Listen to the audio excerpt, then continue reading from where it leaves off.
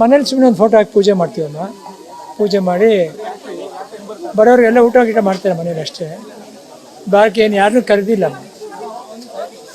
ಏನ್ ನೆನಪಾಗುತ್ತೆ ಇಡೀ ಕರ್ನಾಟಕ ಸ್ತಬ್ಧ ಆಗಿತ್ತು ಅವ್ರು ಇಲ್ಲ ಅಂತ ಅಂದಾಗ. ಇವತ್ತಿಗೂ ಎಷ್ಟೋ ಜನ ಅದನ್ನ ಅರ್ಗಿಸ್ಕೊಳ್ಳೋದಿಲ್ಲ ಅವ್ರಿಲ್ಲ ಅನ್ನೋದನ್ನ.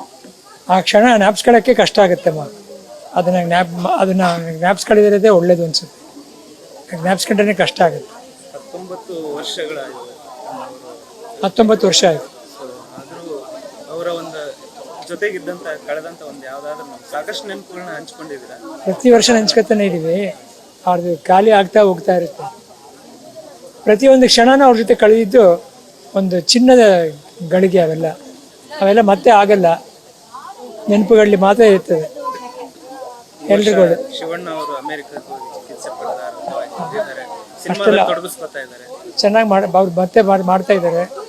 ಅವ್ರ ಎನರ್ಜಿಗೆ ಯಾವಾಗಲೂ ಚೆನ್ನಾಗಿರುತ್ತೆ. ಅಪ್ಪಾಜಿ ಆಶೀರ್ವಾದ ಇದೆ, ಅಮ್ಮನ ಆಶೀರ್ವಾದ ಇದೆ.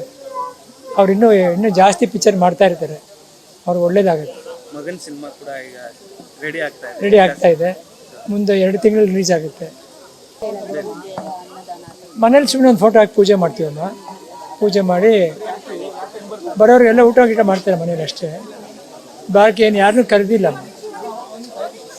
ಏನ್ ನೆನಪಾಗುತ್ತೆ ಇಡೀ ಕರ್ನಾಟಕ ಸ್ತಬ್ಧ ಆಗಿತ್ತು ಅವ್ರು ಇಲ್ಲ ಅಂತ ಅಂದಾಗ.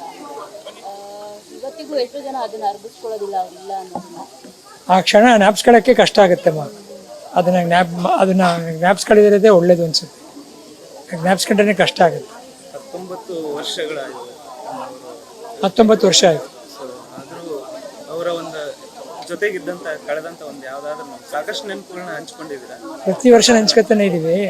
ಅವ್ರದ್ದು ಖಾಲಿ ಆಗ್ತಾ ಹೋಗ್ತಾ ಇರುತ್ತೆ. ಪ್ರತಿಯೊಂದು ಕ್ಷಣನೂ ಅವ್ರ ಜೊತೆ ಕಳೆದಿದ್ದು ಒಂದು ಚಿನ್ನದ ಗಳಿಗೆ. ಅವೆಲ್ಲ ಮತ್ತೆ ಆಗಲ್ಲ.